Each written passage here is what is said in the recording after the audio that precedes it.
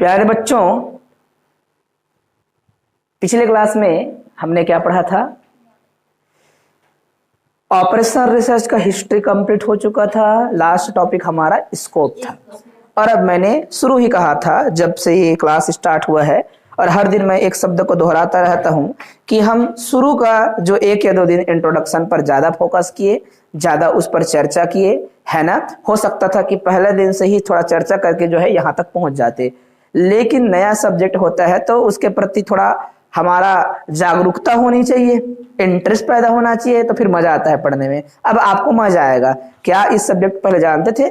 नहीं, है ना। सुने जरूर थे, जब से आप बीएससी कर रहे थे तब से मैं बार बार बोला कर रहा था ऐसा कुछ है आपके पास एक सब्जेक्ट जो कि एमएससी अगर करते हैं कोई तो उनको पढ़ने का मौका मिलेगा। क्योंकि मैं बार बार बीएससी में भी बच्चों को अपने गणित की जो है खूबसूरती को दिखाने का प्रयास करता रहता था, है ना, आपको बताने का प्रयास करता रहता था। ठीक है, चलिए, मेरे भावनाओं को आप सभी समझ रहे होंगे मैं क्या कहना चाहता था पहले और अभी मैं आप लोग को क्या समझा रहा हूं। तो एलपीपी हम आज पढ़ेंगे या फिर कहेंगे लीनियर प्रोग्रामिंग प्रॉब्लम। ये हमने टॉपिक का नाम ही लिखा बच्चों। अगर आप पुस्तक में जाएंगे तो हमारा यूनिट का जो है मुख्य काम यहां शुरुआत होता है, ठीक है, और इसी का ही पूरा आगे चलकर लेना देना रहेगा। लीनियर प्रोग्रामिंग प्रॉब्लम, इस शब्द से पहले हमको क्या होना पड़ेगा? थोड़ा जान पहचान होना पड़ेगा। एक तो इसका शाब्दिक अर्थ बताऊंगा, फिर उसके बाद इसका फॉर्मल डेफिनेशन बताऊंगा। देखिएगा, प्रॉब्लम का मतलब तो प्रॉब्लम होता है, क्वेश्चन होता है, और डेली लाइफ का क्वेश्चन हो सकता है, कोई भी गणितीय रूप में उसको हम तो हल करने वाले हैं क्योंकि हम गणित पढ़ रहे हैं, राइट। तो एक शब्द लिखा लीनियर प्रोग्रामिंग प्रॉब्लम, कोई ऐसा हमारा प्रॉब्लम जो कि क्या हो, लीनियर चलता हो और स्टेप बाय स्टेप। अगेन मैं इसको थोड़ा रीअरेंज करता हूं, क्या स्टेप बाय स्टेप चलने वाला प्रॉब्लम जो कि उसके हर एक हिस्सा क्या हो, लीनियर हो। लीनियर का क्या होता है? गणितीय रूपांतरण में जहां पर वेरिएबल का पावर 1 होता है उसको कहते हैं लीनियर। प्यारे बच्चों, अगर मैं ऐसा कह दूं, कहीं पे कोई इक्वेशन लिख दिया और मैंने लिखा 2x स्क्वायर और प्लस में फिर से मैं बोल दिया 3x, ये लीनियर नहीं है बच्चों। अगर मैं ऐसा कह दूं, इसमें x1 और x2 दो वेरिएबल रख दूं और ये सभी की जो पावर है उसको क्या रख दूं, उसकी पावर रख दूं मैं सबका 1। पहला वेरिएबल x1 के जगह आप x और x2 के जगह y रख सकते हो। x और y दो वेरिएबल है और सबकी जो है पावर क्या है, 1 है। तो उस स्थिति में ऐसे जो हमारी गणितीय संरचना होगी, इक्वेशन होंगी, सबको क्या कहा जाएगा, लीनियर। चलिए, जैसे कि अभी रूपाली आई, फिर से मैं रिपीट कर देता हूं, कुछ बच्चे छूटते हैं तो उसको थोड़ा कवर कर देंगे, अंत में बता देंगे, ठीक है। देखिए, हमारा आज का टॉपिक है लीनियर प्रोग्रामिंग प्रॉब्लम। अभी हम लोग पढ़ रहे थे पूरी तरीके से ऑपरेशन रिसर्च के हिस्ट्री, उसका कथा कहानी, और हमारा अब शुरुआत होता है यहां से गणितीय प्रक्रिया, है ना, और उससे जो है जान पहचान। पहला हमारा जो चैप्टर होगा वह है लीनियर प्रोग्रामिंग प्रॉब्लम। यूनिट का नाम ही यही होगा बच्चों, है ना। और मैंने कहा कि लीनियर प्रोग्रामिंग प्रॉब्लम है क्या? मैंने कहा कि जो भी प्रॉब्लम जो कि लीनियरली चलता हो, और प्रोग्रामिंग का मतलब होता है, प्रोग्राम का अर्थ होता है स्टेप्स बाय स्टेप्स चलने वाले चीजों को ही प्रोग्राम कहते हैं।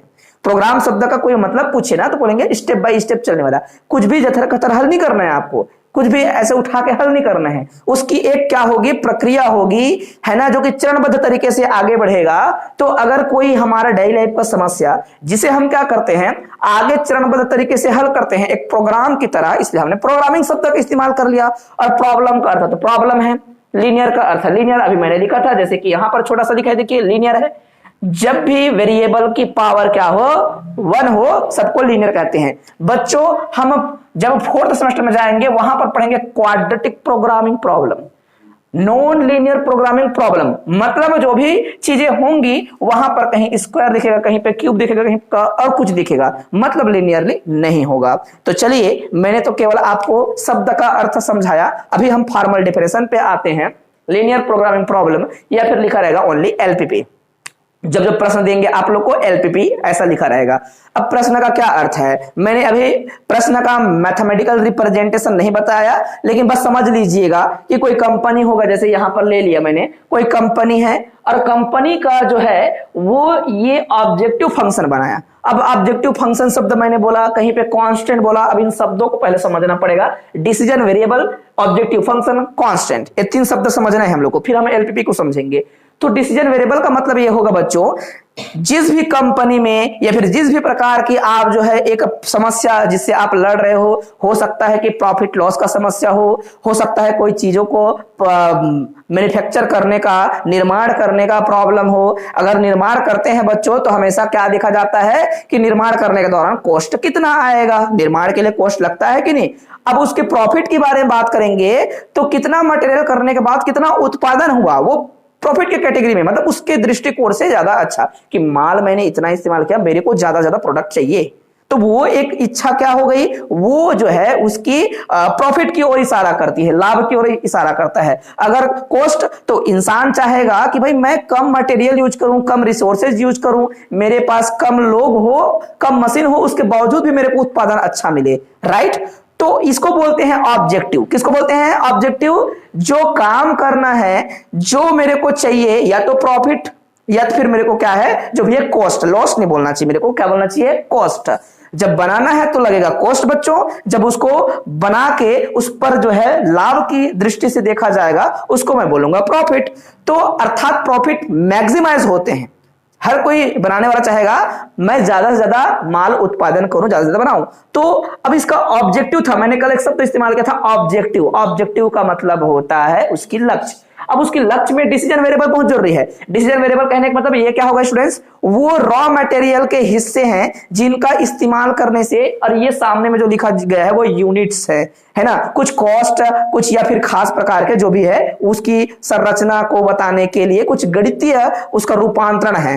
तो ये जो है शायद ये उसके ऑब्जेक्टिव में एक निर्माण करने का तत्व होगा। हो सकता है कि हमारा कंपनी है और एक कंपनी, जैसे कि अब कंपनी पे एक ऑब्जेक्टिव है, मेरे को 3 वर्ष में या फिर 3 मेरे जो मजदूर है उसको यूज करके यहां पर वो जो है कितना निर्माण करता है उसको मैंने लिख दिया।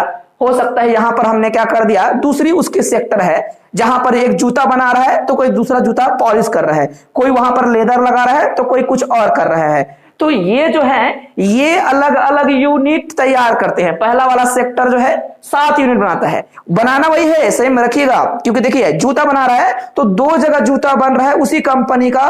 एक जगह इधर भी वो लोग जूता ही बना रहे हैं, उधर वाले भी जूता ही बना रहे हैं, दोनों का काम सेम है। लेकिन एक वाला जो है, क्योंकि अपनी इसमें खासियत है, कुछ कुछ देखिए है ना, कोई 2 लोग कुछ कर रहे हैं तो कोई दो लोग, देखो मान लो जैसे कि पॉलिशिंग के बारे में बात करो तो 2 लोग पॉलिशिंग कर रहे हैं, एक क्या है उसमें लेदर लगा रहे हैं। हो सकता है कि 4 लोग क्या कर रहे हैं, वो पॉलिशिंग कर रहे हैं, 3 लोग लेदर लगा रहे हैं, और इनका मिलके क्या बना रहे हैं, 11 यूनिट तैयार कर रहे हैं जूता। ये हो सकता है कि 7 यूनिट तैयार कर रहे हैं।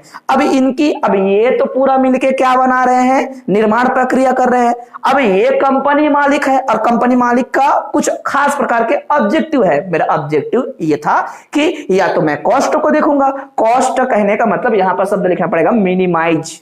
अब ये उसका कुछ रणनीति तय किया, उसके बाद ये जो लिखा गया है सामने का, ये कांस्टेंट जो भी लिखा गया है वो बताता है कि कितना यूनिट का कितना गुना होने पर मेरे को क्या प्रॉफिट होंगी, कितना यूनिट का यहां पर पॉलिशिंग होने पर मेरे को कितनी प्रॉफिट होगी, या फिर मेरे को कितना जूता मिलेगा। बातें क्लियर है बच्चों?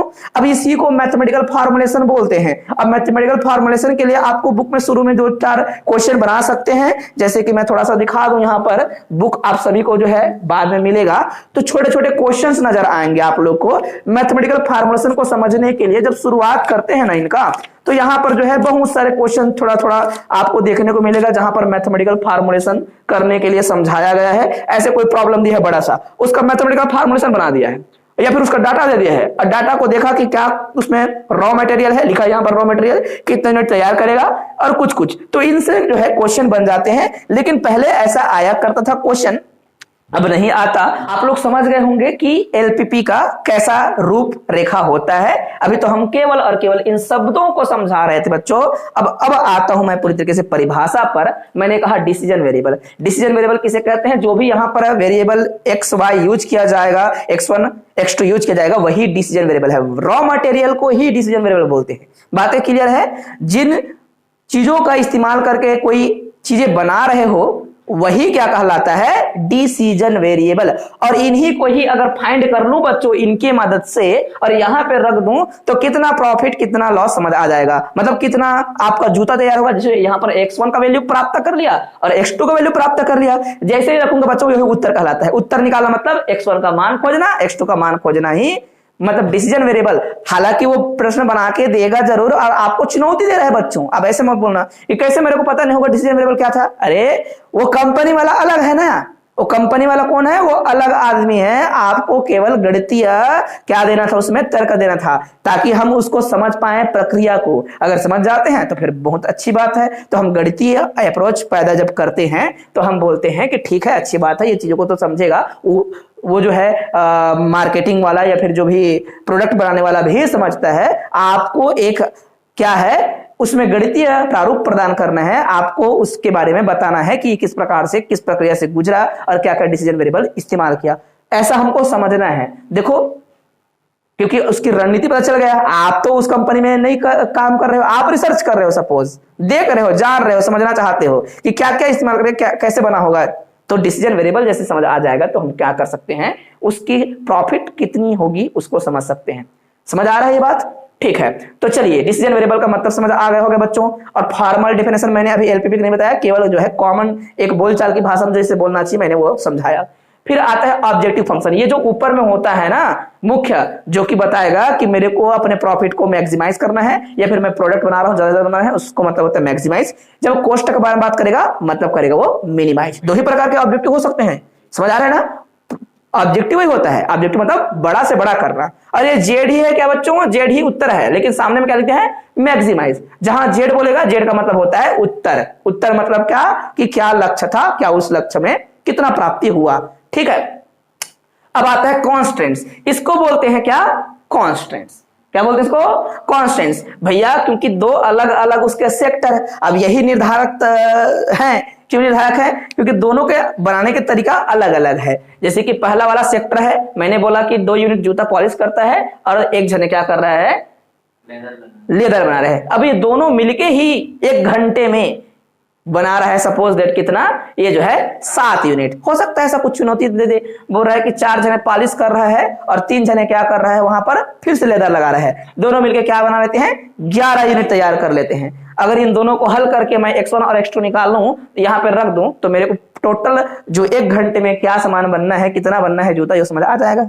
बात क्लियर है? ओके। तो बच्चों यहां पर मैंने डेफिनेशन लिखा, समझिए। आपको एलपीपी परिभाषा ऐसे लिखना है, द लीनियर प्रोग्रामिंग प्रॉब्लम या फिर LPP is constant optimization technique. Constant optimization technique का मतलब क्या? ऐसा कुछ लिमिटेशंस होंगी, लिमिटेशन ना बोलकर कांस्टेंट ही बोलना चाहिए। कांस्टेंट मतलब क्या? वो दायरा, वो परिसीमा है ना, सीमा प्रतिबंध बोलते हैं, है ना। तो उस दायरे में रहकर ऑप्टिमाइजेशन मतलब क्या?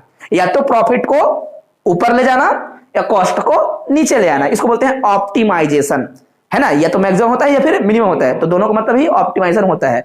ठीक है। ये क्या होता है? एलपीपी एक ऑप्टिमाइजेशन टेक्निक होता है जो कि क्या करता है? मैक्सिमाइज या मैक्सिमम या फिर मिनिमम वैल्यू ऑब्जेक्टिव फंक्शन का क्या करता है? डिटरमाइन करता है अंडर सर्टेन कंडीशंस। सर्टेन मतलब भैया अनसर्टेन थोड़ी ना होगा भाई, अनिश्चित थोड़ी होगा, निश्चित होगा ना। सर्टेन कंडीशन होगा, ऐसा नहीं है अनसर्टेन होगा। अनसर्टेन नहीं, सर्टेन कंडीशन आपको पता होंगे ना। उन कंडीशन के थ्रू हम क्या करेंगे? उसी किसी खास प्रकार के जो आपका लक्ष्य था उस लक्ष्य को या तो मैक्सिमाइज या फिर मिनिमाइज करेंगे। क्या परिभाषा है? एकदम सिंपल तरीके से लिख सकते हो। एलपीपी जो है वो एक्चुअल में क्या है? कांस्टेंट है ना, कांस्टेंट ऑप्टिमाइजेशन टेक्निक है, जहां पर हम या तो हम उस फंक्शन के ऑब्जेक्टिव फंक्शन को हम क्या करते हैं? मैक्सिमाइज या फिर मिनिमाइज करते हैं, है ना। किसके द्वारा करते हैं? आपके पास कुछ कांस्टेंट होते हैं उनके द्वारा करते हैं ना, लिखिए ना, जो डिटरमाइन करते हैं अंडर द सर्टेन कंडीशन करके। अब देखिए मैंने लिख दिया नीचे में इन एलपीपी ऑब्जेक्टिव फंक्शंस और कांस्टेंट्स सारे के सारे क्या होंगे, लीनियर इक्वेशंस होंगे। लीनियर बोल देंगे, लीनियर इक्वेशंस सबका मतलब एक ही है, कोई दिक्कत नहीं, इक्वेशन शब्द लिखने की जरूरत नहीं है। और मैंने छोटा सा और अलग से परिभाषा लिख दिया है, पुस्तक में ऐसा परिभाषा नहीं मिलेगा बच्चों, लेकिन एलपीपी का परिभाषा लिखो बोलेगा, अब बच्चा ढूंढता रह गया कैसे लिखूं व्हाट इज एलपीपी बोल रहा है, और आप एलपीपी लिख नहीं पा रहे हैं, है ना। तो पुस्तक में दिया जरूर है लेकिन इधर उधर रहता है, फिर आपको नहीं मिलता। यहाँ पर फिर लिख दिए हैं, linear programming problem is the technique which optimize linear objective functions under limited linear constants, that's it, यही एलपीपी है। अब प्रश्न लिखा रहेगा solve the LPP, solve the क्या लिखा रहेगा ऊपर में प्रश्न में, एलपीपी, इस एलपीपी को हल करो। बातें क्लियर है। पहले हमारा भाषण चलता था, कथा कहानी चलता था, तो लोगों को लगता था कि कथा कहानी पढ़ेंगे, ऐसा नहीं है, बिल्कुल नहीं है। हम केवल गणितीय रूप को जानना चाहते हैं बच्चों, हम वहां पर फोकस करने वाले हैं। बातें समझ आ रही है मेरे ख्याल से आप सभी को। अब एलपीपी का एग्जांपल लिख दिया मैंने, यहां पर क्या लिख दिया है, C1x1 C2x2 और ये आपका Cn समथिंग xn करके आप कुछ भी लिख सकते हो, कोई दिक्कत नहीं। ये अलग अलग क्या है आपके, ये अलग अलग जो है कुछ भी उसने सोचा होगा, कॉस्ट कह सकते हो अलग से, है ना। और यहाँ पर या फिर कुछ और अलग तरीके से उसकी रणनीति का हिस्सा कह सकते हो। और यहाँ पर क्या है स्टूडेंट्स, ये जो है डिसीजन वेरिएबल का सामने में जो कोफिशिएंट होता है वो जो है क्या बताता है कि भाई मैं कितना कितना यूनिट या फिर इसको यहां पर काम करने के लिए क्या कॉस्ट लगता है, या फिर जो भी चुनौती दिया हो उसके अनुसार से इसको हम फॉर्मुलेट करते हैं, है ना। और इसी से बनेगा आगे चलकर हमारे क्वेश्चंस का सॉल्यूशन, ये जैसा का तैसा रहेगा। यही पे रखना है आपको x1 का मान, इन्हीं को हल करके। ये कुछ भी हो सकता है, A11 A12, ये क्यों लिखा मैंने, क्योंकि हमको बनाना है कॉस्ट मैट्रिक्स। क्या बनाना है हम लोग को, मैट्रिक्स सॉल्यूशन करेंगे बच्चों। हम लोग क्या करेंगे, मैट्रिक्स बनाएंगे बड़ा सा, और मैट्रिक्स इनका मैट्रिक्स बनाना है और हल करेंगे। आप सभी को 11वीं 12वीं का क्लास याद होगा, वहां पर हम पढ़ते थे सारणिक विधि से हम क्या करते थे, अगर हमें लीनियर इक्वेशन दिया जाता था, कोई रेखिक समीकरण देता था, तो रेखिक समीकरण में x y z का मान निकालने के लिए हम उनके गुणांकों को एक सारणिक में रख के हल करते थे, आव्यूह विधि से हल करते थे। जैसे भी है आप सभी ने पढ़ा है, हालांकि थोड़ा थोड़ा भूल जाते हैं, लेकिन मैं कहूंगा कि आप लोग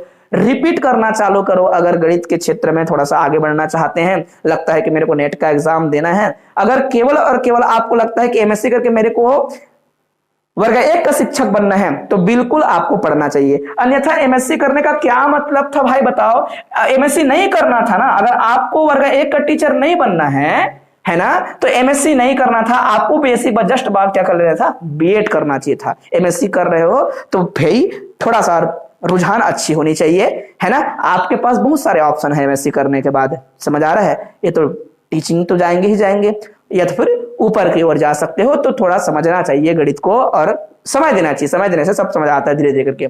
बात क्लियर है कि नहीं, बिना समय दे नहीं हो पाता।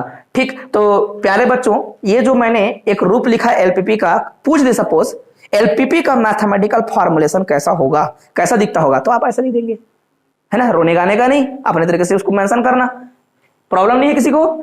एक एग्जांपल के थ्रू हमने यहां पर लिखा था, उसको मैंने बता दिया। ये जो है बच्चों, यहां पर कुछ खास चीजें लिखी हम लोग, अगर इसका मीनिंग समझ आता है तो मैं आप लोग को अप्रिशिएट करूंगा कि मीनिंग समझ आ गए बच्चों करके। कोई डिसीजन वेरिएबल कभी नेगेटिव हो सकता है क्या? नो, कभी डिसीजन वेरिएबल नेगेटिव नहीं होते। कैसे डिसीजन वेरिएबल नेगेटिव होगा? मैं कोई केक बना रहा हूं तो उसमें नेगेटिव शक्कर डालूंगा क्या मैं उसमें नेगेटिव ब्रेड डालूंगा? नहीं, सब पॉजिटिव होते हैं बच्चों, ठीक है। क्या होंगे? सब पॉजिटिव होगा। तो ये जो है ऐसा नहीं कहेंगे कि ये कभी नेगेटिव होगा, ऑलवेज क्या होगा, ग्रेटर देन और इक्वल टू 0 हो सकते हैं, या फिर क्या होगा। बात क्लियर है? कोई प्रॉब्लम तो नहीं है किसी को? ठीक है, ओके।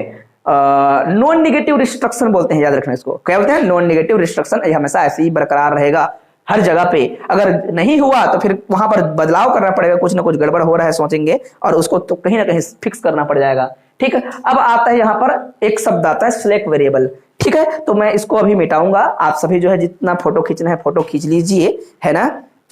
स्लैक वेरिएबल, मैंने एक शब्द लिखा वेरिएबल और साथ में रखा है स्लैक। बात क्लियर है? अब ये कुछ नया शब्द, एक आएगा सरप्लस वेरिएबल, ये भी एक नया शब्द है। अब इन शब्दों का इस्तेमाल बीच में होने वाला है, कहां पर? जहां जहां एलपीपी को हम हल करना चालू करेंगे वहां पर इनका इस्तेमाल होगा शब्द का। तो सिलेक्ट वेरिएबल का ये मतलब होता है बच्चों, जैसे कि देखिएगा, मैं यहां पर x1 और x2 का मान चाहता हूं, मैं इनको हल करना चाहता हूं। ये इक्वेशन जरूर है, ये इक्वेशन है, अगर 3x1 प्लस में ये 8x2 बराबर में 11 होता तब। ये तो इक्वलिटी होना चाहिए था, इक्वलिटी को ही इक्वेशन कहते हैं, एक ही मतलब है।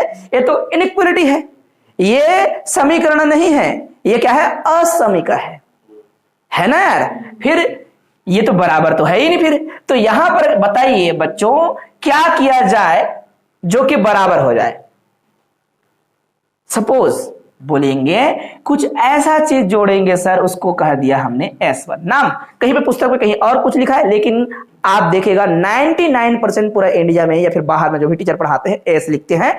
बस आपका बुक वगैरह में एक दो जगह पे उसके जगह X है, X1 X2 X3 कर देता है, लेकिन कंफ्यूजन बढ़ती है इनसे। इससे अच्छा आप S लिखेंगे, सिलेक्ट वेरिएबल। बात क्लियर है? तो मैंने देखिए इधर कुछ कम हो रहा था, या तो बराबर होगा या फिर क्या होगा, या बराबर होगा या फिर क्या बोला मैंने, बराबर होगा या फिर छोटा होगा, एक ही मतलब है।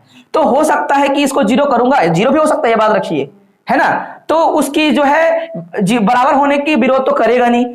अगर छोटा हुआ तो इतना इसको जोड़ दूंगा, जितना कमी हो रहा था उतना जोड़ दूंगा, तो बराबर हो जाएगा। जब चीजों को जोड़ेंगे उसका मतलब होता है सिलेक्ट, जब चीजों को हटाएंगे इसका मतलब होता है सरप्लस। बात क्लियर है? तो यहां पर बच्चों इस एलपीपी में हमारा क्या हो जाएगा, एक सिलेक्ट वेरिएबल आएगा जिसको मैं बोलूंगा S1। इस वाले में क्या आएगा, दूसरा आएगा, ये आपका 5x2 प्लस में 3x2 is less than equal to है, तो दूसरा इक्वेशन है तो आप दूसरा लिखेंगे। समझ आ रहा है? तो दो प्रकार के अलग अलग हमारे पास क्या आ गए, दो अलग वेरिएबल ऐड करना पड़ा, जबकि हमारे पास मुख्य वेरिएबल क्या था, x1 और x2 था। इसको बोलते हैं बेसिक वेरिएबल, और ये जो आया नॉन बेसिक वेरिएबल है। क्या है ये? क्योंकि हमारे इस गणित में देखेंगे तो ऐसा जिक्र हुआ ही नहीं था, तो हम क्या करेंगे, वहां पर ऑब्जेक्टिव फंक्शन भविष्य में अगर कोई पूछ दे कि गुरुजी मैक्सिमाइज जेड में कोई फर्क पड़ेगा क्या, बोलेंगे नहीं फर्क पड़ेगा। मैं लिखूंगा ये 9x1 प्लस में 7x2 प्लस में 0s1 प्लस में 0s2, मतलब इसका इफेक्ट नहीं पड़ता हमारे ऑब्जेक्टिव फंक्शन में। हमें x1 और x2 का मान चाहिए, लेकिन इक्वलिटी बनाने के लिए इसको मैं जोड़ता हूं, हाँ या ना। अब कोई गणितीय प्रक्रिया से हल करना चाहेंगे तो ये आपको डिस्टर्ब कराएगा बार बार। इसके लिए हमारे पास आएंगे फिर मेथड। अगर कोई पूछता दो ही वेरिएबल वाले होते तो फटाक से क्या करते जी, कुछ गुणा भाग करके इसको आपस में हटाए थे, x1 x2 मान निकल जाता। हम बचपन में यही करते थे, लेकिन अब क्या हो जाएगा, समस्या बढ़ जाएगा।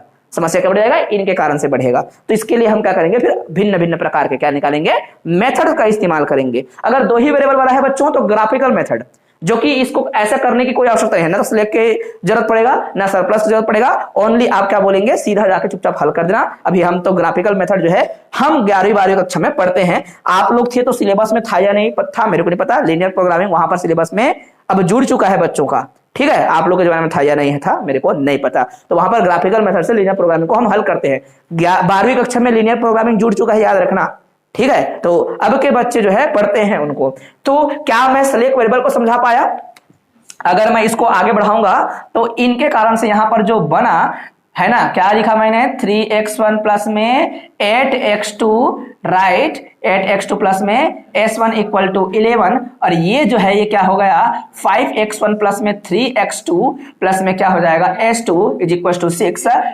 बच्चों यहां पर वेयर आप जो कहेंगे, यहां पर क्या कहेंगे, परिभाषाएं मैं अलग से लिखवाऊंगा जो मेरे नोट्स में है ना, या फिर आप क्या कर सकते हो, इंटरनेट से लिख सकते हो, कोई दिक्कत नहीं। मैं कभी ज्ञान के विपक्ष में नहीं बोलूंगा, ज्ञान कहीं से मिल सकता है बच्चों, ये बात समझिएगा। समझ आ रहा है? क्योंकि समझना पहले जो रहे, मैंने समझा दिया ना, अब टेंशन नहीं है। मेरे बिना समझाए जाके खोजते ना, आपको बुरा लगता है, यार क्या क्या लिखा समझ ही नहीं आ रहा है, राइट। परिभाषा कुछ भी लिखा जा सकता है अच्छे से। तो वेयर मैंने कहा s1 and s2 is greater than equal to 0 is called select variable. जो भी ऐसा जोड़ा जाएगा सबको क्या कहा जाएगा, सिलेक्ट वेरिएबल। बशर्ते परिभाषा ऐसा नहीं लिखना है, मैं तो समझा रहा हूं बच्चों। परिभाषाएं जो मेरे नोट्स में है या फिर आपके पुस्तक में है या फिर किसी और टीचर के थ्रू मिल गया, उन्हीं को ही लिखेंगे आप। बात क्लियर है? विथ एग्जाम्पल, एग्जाम्पल होनी से हम लिखेंगे सर। मैंने तो समझाया, क्या मैं समझा पाया आपको?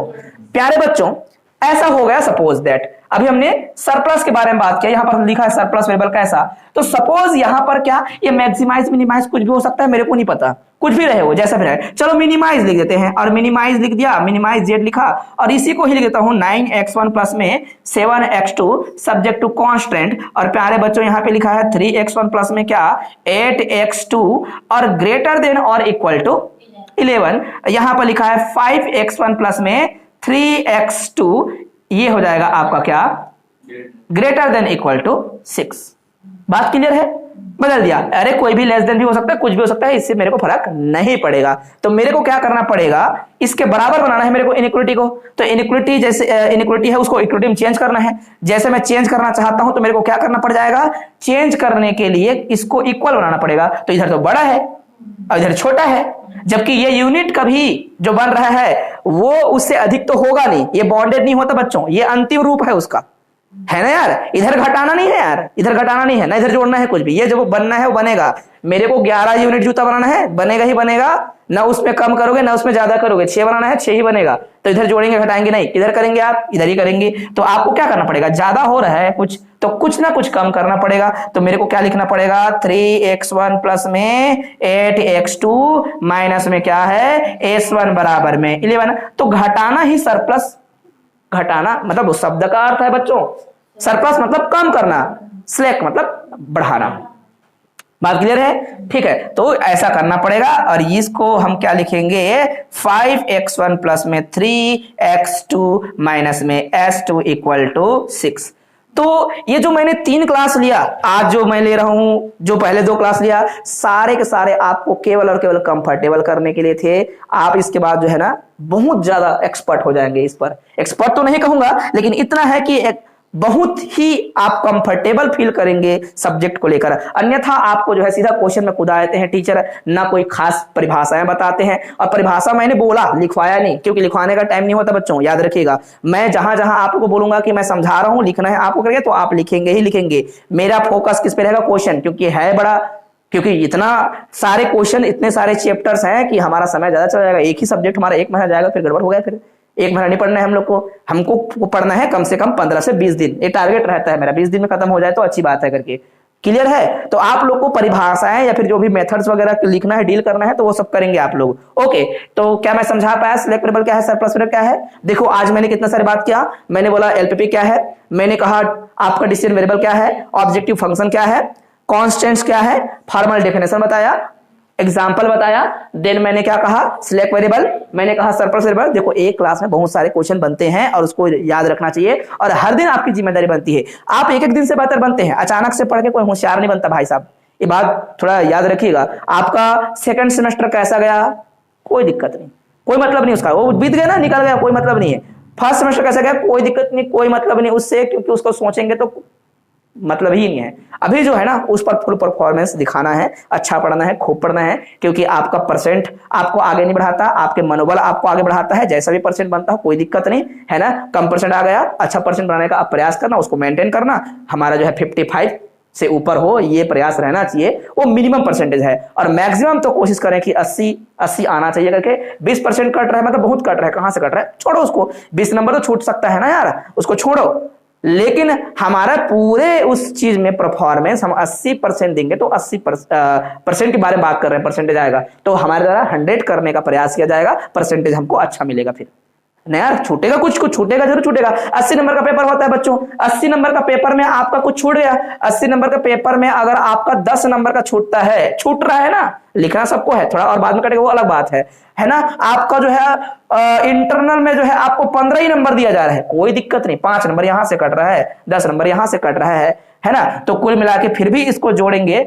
तो भी आपका नंबर कितना नंबर का बनेगा, आप देखेंगे तो आपका वो 85 के आसपास बन रहा है। यहां से 5-7% और कट जाता है, हो सकता है कोई पेपर में अच्छा परफॉर्मेंस देंगे, कोई में कम देंगे, कोई एकदम टफ आएगा तो थोड़ा कम आएगा, ऐसा हो सकता है। ऐसा पॉजिटिव आपकी वो होनी चाहिए सोच, दैट्स इट। मैं ये नहीं कह रहा हूं कि 85% आ जाएगा, क्यों नहीं आएगा, आते हैं लोगों को, तो पागल थोड़ी ना है। जैसे कि आपने सुना होगा रैंक 1 रैंक 2 ऐसा, तो वो कहां से पढ़ते, एलियन थोड़ी ना है। जो ज्यादा पढ़ेगा वो ज्यादा अच्छा लिखेगा, सिंपल सी बात है, जो ज्यादा प्रैक्टिस करेगा, बस इतना ही है बच्चों, और कुछ नहीं है। हम लोग को एक भ्रांति है कि जो होशियार है वो अलग दुनिया से आता होगा, या अलग है? अरे अलग कुछ नहीं है भाई, ज्यादा पढ़ता है, दैट्स इट। वो ज्यादा पढ़ता है, ज्यादा याद रखता है, उसका दिमाग ही वही कह रहा है कि मेरे को 100 में 100 लाना है। वो उसका एटीट्यूड डिसाइड करता है इस चीज को। हम बीच में डरते हैं, मेरे को पता है पेपर होता है तो हम डरते बहुत है, या फिर मन नहीं करता, छोड़ दो।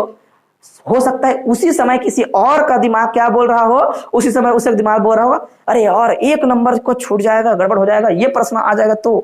और हम लोग क्या करते हैं कई बार, ये अरे बोरिंग है, इससे छवला पढ़ लेता ना, वो छूट, वो ये नहीं आए, ऐसा भी रहता है। तो देखो अलग अलग व्यक्ति, अलग अलग मानसिकता, मेनी मैन मेनी माइंड, है ना। कबीरा इस जग में भांति भांति के लोग और भांति भांति की मति है। ये ऐसा है कि नहीं, ह्यूमन नेचर है कि नहीं। मेरे दिमाग की प्रोसेसिंग अलग होती है, मेरे सोचने की क्षमता अलग है ना। कोई महान नहीं है, जो जो करता है वो ऐसा उसका जो है रिजल्ट मिलता जाता है। तो आप लोग को अपना मनोबल गिराना नहीं है। मैं तो पढ़ाते पढ़ाते बहुत सारे भाषण आपको देता रहता हूं, तो इन चीजों को समझना है, बहुत अच्छा नंबर आएगा। इस बात पर मैं जो है अभी भी दृढ़ विश्वास के साथ आप लोग को पढ़ा रहा हूं।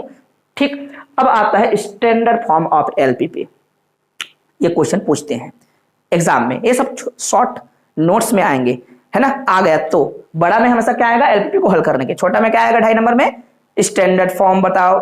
एलपीपी को कैसे हल करते हैं, कितने मेथड है उसको बता दो, कभी बोल दिया। स्कोप को बता दो, बोल देगा स्कोप क्या क्या है बताओ, ऐसे करके ऐसे प्रश्न पूछेंगे आप लोग को, ठीक है। और घुमा फिरा कर थोड़ा बड़ा भी कर सकते हैं, है ना। तो ये स्टैंडर्ड फॉर्म का मतलब होता है बच्चों, इसको लायक बनाना हल करने का, वही स्टैंडर्ड फॉर्म है, ठीक है। तो पहले हमने कहा कि ऑब्जेक्टिव फंक्शन को हमेशा क्या होना चाहिए, मैक्सिमाइज टाइप का होना चाहिए, तब हम उसको हम क्या कहेंगे, हल करने योग्य है करके। तो अगर मिनिमाइज भी रहेगा तो हम उसमें नेगेटिव का मल्टीप्लाई करके उसको बदल देंगे, ठीक है। अब नेगेटिव को वो कर दिया तो जेड बदलेगा ना यार, पहले कुछ रहा होगा। कई लोग बोलते हैं कि जेड स्टार क्यों किया, ये माइनस है, माइनस माइनस प्लस बना दिया और जेड ही लिखना चाहिए। ऐसा नहीं है पागल, ऐसा बिल्कुल नहीं है। मैं कह रहा हूं जेड स्टार का मतलब क्या, कि उसकी जो है शायद आंसर नेगेटिव में आना था, उसको आप पॉजिटिव दृष्टि से लेकर चले हो, बाद में तो नेगेटिव होना ही होना है उसको, तो अलग दिखेगा ना यार थोड़ा सा। बात क्लियर है, दैट्स इट। नाउ ये एक लाइन समझ आ गया। अगर वो मिनिमाइज होगा तो मैक्सिमाइज करना है। हमने बोल दिया कि स्टैंडर्ड फॉर्म का पहला बिंदु क्या होगा, objective function should be maximize type, right? If it is minimize type, then it convert to maximize करेंगे, right?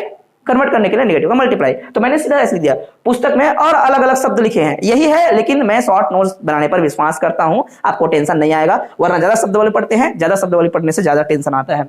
नेक्स्ट है बच्चों, all the objective function should be converted into क्या है, इक्वेशन।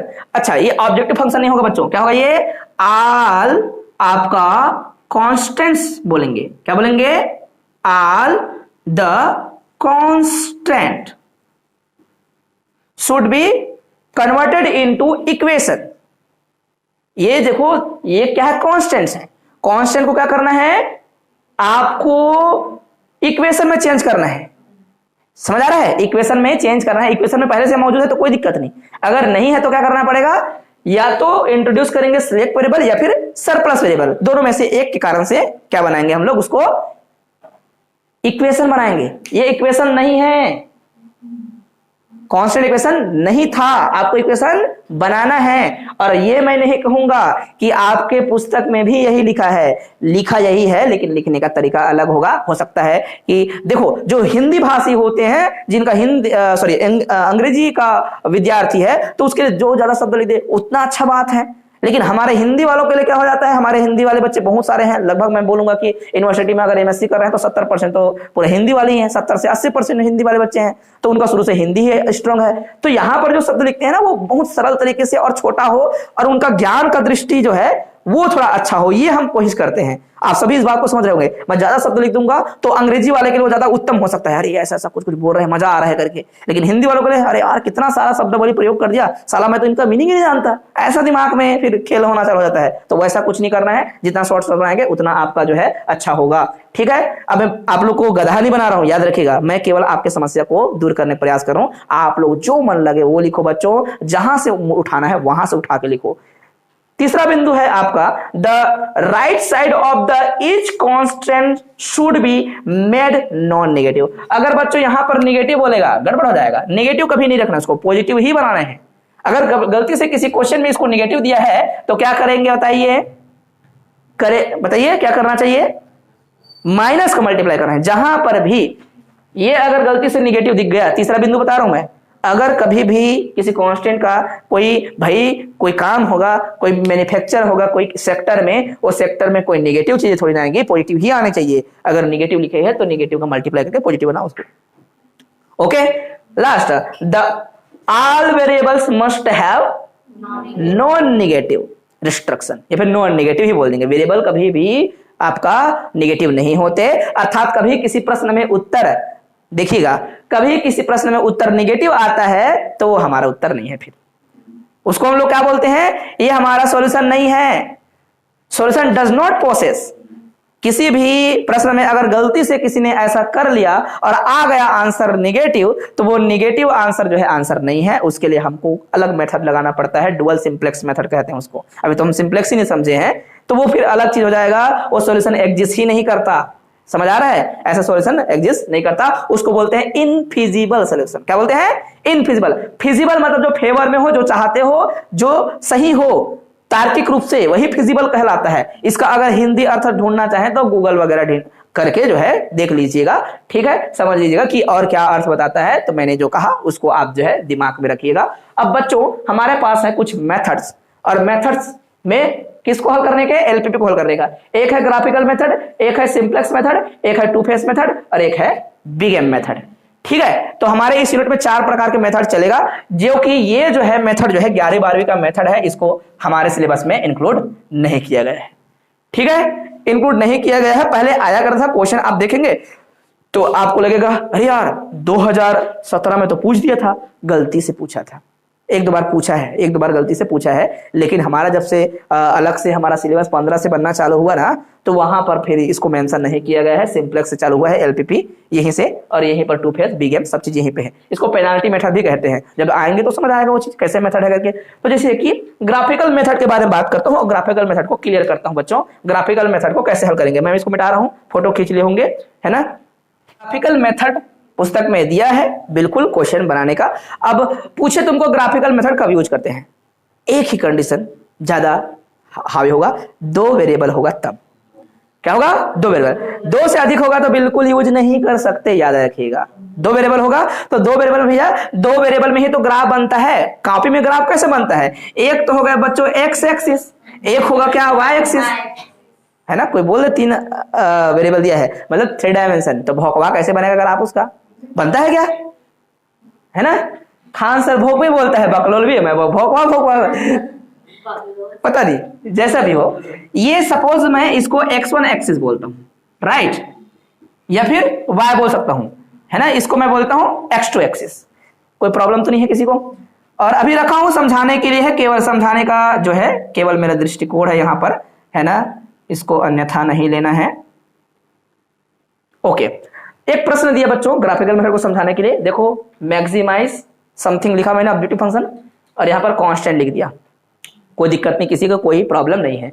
अब प्यारे बच्चों, अब क्या करना है आपको, अगर मान लो देता है तो नहीं देना चाहिए, मेरे ख्याल से नहीं देगा, क्योंकि कितने सारे बेस्ट मेथड यही है ना, और इन्हीं का खेल चल रहा है, तो इसको नहीं देता है। अगर दे दे गलती से तो भी मत बनाना, मैं बोल रहा हूं कि कोशिश, अगर पूछ दे, आप ट्राई करना है, बिल्कुल समझ नहीं आ रहा है तो खाली थोड़ी बैठोगे यार। ठीक, तो देखिए हल करने के क्या तरीके हैं, 11वीं 12वीं में यही हल करते हैं हम लोग। जैसे कि सबसे पहले तो ऑब्जेक्टिव फंक्शन, इस पर कोई छेड़छाड़ नहीं करना है, सबसे पहले इसका हम हल करेंगे, क्योंकि ग्राफ बनाना है। तो ग्राफ ये किसको रिप्रेजेंट करता है बच्चों, लाइन को, राइट। तो एक लाइन खींचेंगे हम लोग। अब लाइन कैसे खींचा जाए, तो बताइए सबसे अच्छा तरीका क्या है, एक को 0 रखो, दूसरा को उत्तर आएगा। जैसे कि मैं क्या कर दूं, x1 का वैल्यू 0 रख दूं, x1 का वैल्यू 0 रखूंगा। अब इसको इक्वल की तरह मान के चलना है, दिमाग में समझिएगा, ठीक है। तो आपका ये जैसे मैं 0 रखूंगा तो आपका x2 का वैल्यू कितना आएगा, 3 आएगा। हर कोई समझ पाए इस बात को। अगर मैं x2 का वैल्यू 0 रखता हूं तो ये हो जाएगा पूरा 0, और जैसे ही मैंने x2 का वैल्यू 0 रखा तो इसका वैल्यू कितना आ गया, 2, राइट। और कुछ करना नहीं है हम लोग को, 2 बिंदु मिल जाएगा, फिर मिला देंगे उसको, ठीक। इधर कुछ करने की जरूरत नहीं है, है ना। ऐसे करते हैं ग्राफ जो है, समझ बोलना कि टिक टिक टिक टिक टिक टिक वाला बनाएंगे, या फिर 2-4 गोला गोला मार्क मिलाएंगे, ऐसा हम पागल हो जाओगे, नहीं कर पाएंगे ऐसा में। जब लाइन होता है बच्चों, लाइन में देख के ही समझ आना कि 2 बिंदु बस चाहिए मेरे को, 2 बिंदु में काम बन जाएगा, फट से मिला दूंगा उसको, ऐसा रहता है, ठीक है। कुछ अलग ग्राफ होता है फिर गड़बड़ होता है, उसमें तो बहुत सारे बिंदु मिलाना पड़ता है, फिर मिलाना पड़ता है ऐसा ऐसे करके, ठीक है। लाइन में ऐसा नहीं करना पड़ता।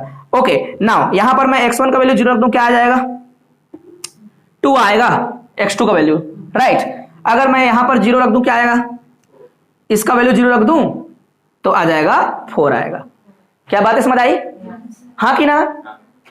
अरे x2 का वैल्यू बेटा 0 तो x1 बराबर 4, समझ आ रहा है? ऐसा है। अगर मैं x1 का वैल्यू 0 रखूंगा तो x2 का वैल्यू क्या आएगा 2, क्योंकि 4/2 मतलब 2। अब इन बिंदुओं को मिलाइए, पहला लाइन ये है ना x1, ये पहला लाइन x1 है, तो उस पर आप जो है आप ढूंढिए, या फिर जो है पूरे ग्राफ पे बिंदु को ढूंढिए। इन बिंदुओं को 4 जगह बिंदु मिलेगा जी, आपको 4 जगह बिंदु मिलेगा। कोई दिक्कत तो नहीं, किसी को कोई प्रॉब्लम तो नहीं है? ठीक है, तो देखिएगा हमारे पास ये वाला बिंदु कौन सा है, 0 और ये आपका 0 और 3। तो मैं बोलूंगा कि कहीं ना कहीं इधर होगा कहीं पे, जैसे कि यहां पर बोल दिया। ये जो बिंदु है x का वैल्यू 0 और आपका x2 का वैल्यू क्या है 3 आया है जी, ये एक बिंदु हो गया। ठीक है, ये लाइन से आया है ना, इस लाइन से आया है, तो उस लाइन को पहले बनाएंगे हम लोग। पहला लाइन बनेगा, इसको अब इन्हीं को मिलाना है पहले, है ना। जैसे ही मैं x2 का वैल्यू 2 बोलूंगा और वही में क्या है ये y0, तो ये है आपका क्या बिंदु 2 0 है, ये क्या है आपका 0 3 है। आप इसको क्या कर देंगे, मिला देंगे बच्चों। बात क्लियर है? जैसा भी बनता हो ठीक ठाक। फिर यहां पर जाएंगे, x का वैल्यू 0 और x2 का वैल्यू 2, तो ये वाला बिंदु है, दिमाग में है मेरा कि ये वाला जो बिंदु है वह क्या है मेरे पास 0 और 2 है। ओके, फिर यहां पर देखेंगे तो 4 और ये 4 और 0 वाला बिंदु है। कोई दिक्कत तो नहीं किसी को? मैं जो है इनको मिला दूंगा, बाद में वो बना दूंगा, खींच दूंगा ऐसा करके। बातें क्लियर है? तो ये जो यहां से इंटरसेक्ट करने के बाद ये जो रीजन मिला इसको बोलते हैं फिजिबल रीजन। मतलब आपका उत्तर कहां होना चाहिए, जो दोनों लाइन है, दोनों लाइन जो कट गया और कटने के बाद जो अंदर में जो हिस्सा आया, इस हिस्से पर ही रिजल्ट हो सकते हैं। इसको बोलते हैं फिजिबल रीजन। कभी भी आपका उत्तर इधर नहीं होगा, क्या होगा, इस पर होगा, और इस पर जो आएगा उत्तर वही क्या कहलाएगा, फिजिबल सॉल्यूशन कहलाएगा। और इसी के अंदर होगा एक बिंदु हो गया बच्चों, इस बिंदु को सबको लिख दो। जैसे कि मैं इसको O बोल दूं, इसको मैं बोल दूं A, इसको मैं बोल दूं B, इसको मैं बोल दूं क्या C। बातें क्लियर है? 3 बिंदु है, दिखा क्या 3 बिंदु बेटा। एक कट पॉइंट, वो कौन सा बिंदु है 0 2, ये आपका नहीं पता, ढूंढेंगे। ये आपका पता है, ये कौन सा बिंदु है बच्चों, ये बिंदु है आपका यस 2 0, और ये वाला बिंदु क्या है आपका 0 0। ठीक है, अब इन पर अलग अलग पर आप मैक्सिमाइज जेड का मान निकालिएगा, या फिर ऐसा कर सकते हैं, ये फ्रॉम इक्वेशन, ऐसा फ्रॉम इक्वेशन नंबर आपका 1 एंड 2। देखिए मैं ग्राफिकल मेथड पर हावी नहीं हूं, क्योंकि मेरा लक्ष्य कभी नहीं था, मैंने किसी साल इसको नहीं पढ़ाया है, हर साल छोड़ दिया। क्यों छोड़ दिया? अरे यार ये 11वीं 12वीं का है, कर लेना, इसका कोई मतलब नहीं है करके, ना हमारे सिलेबस में है ये। लेकिन अब पूछ देता है, कभी कभी तो हो जाता है बच्चे कंफ्यूज हो रहे, पूछता है सर पढ़ाते नहीं है, लेकिन मेरे को अच्छा नहीं लगता, मेरे को मजा नहीं आता, लगता है कि बच्चे इसको कर सकते हैं, ऐसे क्वेश्चन को बनाने में फिर मेरा इंटरेस्ट नहीं आता।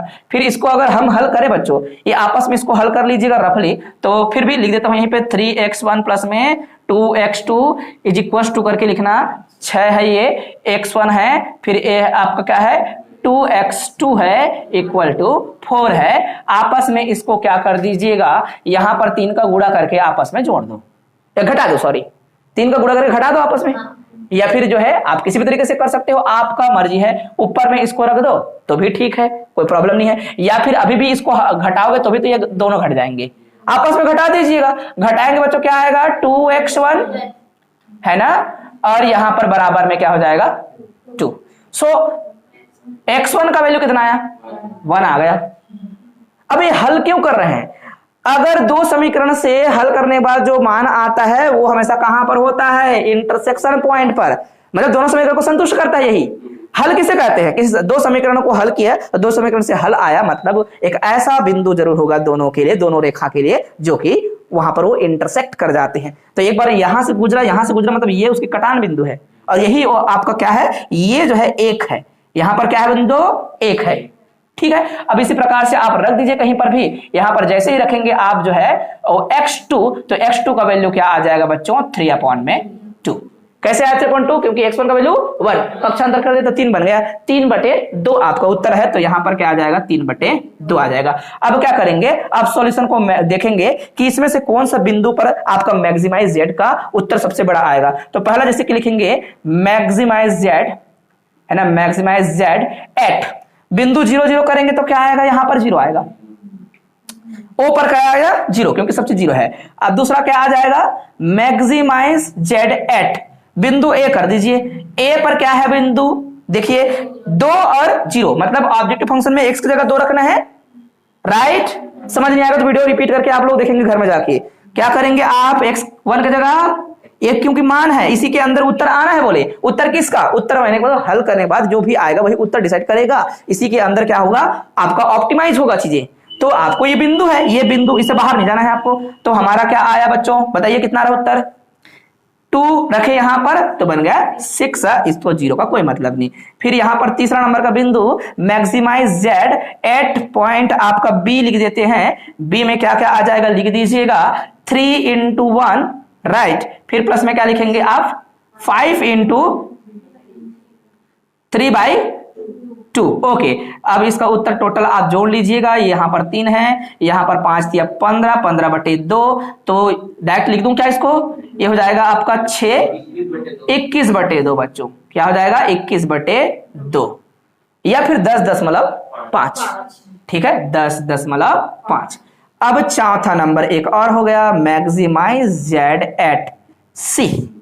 सी में क्या है? 0 2 है, तो 0 2 रखूंगा यहां पर, ये मेरा उत्तर होने वाला है। तो आप रख दीजिए यहां पर क्या आएगा? क्या आएगा? 0 आएगा। और यहां पर 2 का मल्टीप्लाई करूंगा तो क्या बनेगा? 10। तो टोटल आंसर कितना आ रहा है? मैक्सिमाइज जेड कितना आ रहा है? 10 आ रहा है। तो इसमें से कौन सा बड़ा? 1 2 3 4 कौन बड़ा? यस। तो यहां पर जो हमें उत्तर मिला ये हमारा क्या है? सॉल्यूशन है, ऑप्टिमम सॉल्यूशन है। अगर बच्चों ये जो बिंदु आया ये यहां पर नहीं होता, ये जो है हमारा ये जो लिखा वो यहां पर नहीं होता, सपोज दैट बाहर होता, इनफिजिबल सॉल्यूशन, सॉल्यूशन एग्जिस्ट नहीं करता बोलेंगे, दुनियादारी करना पड़ता। तो क्या मैं समझा पा रहा हूं? बातें क्लियर है? तो ये लक्ष्य कभी भी नहीं था मेरा कि मैं इसको समझाऊंगा। ठीक है, ये केवल और केवल क्या है? बस ऑप्शनल है। मेरे को लगा कि बच्चों को ये पता होना चाहिए करके। तो अगर कभी मन करे तो या तो YouTube से 1 2 देखने का मन करे तो देख लेना, या फिर कॉपी में कुछ भी लिख देना, कोई दिक्कत नहीं। और नहीं करने का मन करेगा तो मत ही करना। हम simplex method, 2 phase method, big M method. अब देखिए भाई, अब हो सकता है कि YouTube में बच्चे मेरे को कोई देख रहा हो और वो बोले कि हमारे कॉलेज में आता है, तो हम देखिए हमारे पास जो ऑफलाइन में बच्चे हैं, रविशंकर शुक्ला, उसके दृष्टिकोण से मैं चीजों को बता रहा हूं। अदरवाइज मेरा जिम्मेदारी ये बनता कि मैं ग्राफिकल को भी समझाऊं अच्छे से, सब चीज को अच्छे से समझाऊं, लेकिन उतना मेरे पास टाइम नहीं है ना, क्योंकि मैं यूट्यूबर नहीं हूं, मैं टीचर हूं, और जो मैं अपने बच्चों को पढ़ा रहा हूं उसी दृष्टि से इन चीजों को लेकर चल रहा हूं। राइट? ठीक है, तो आज के क्लास में बस इतना ही बच्चों। इतना कहकर अपने वाणी को मैं विराम देता हूं। जय हिंद, वंदे मातरम।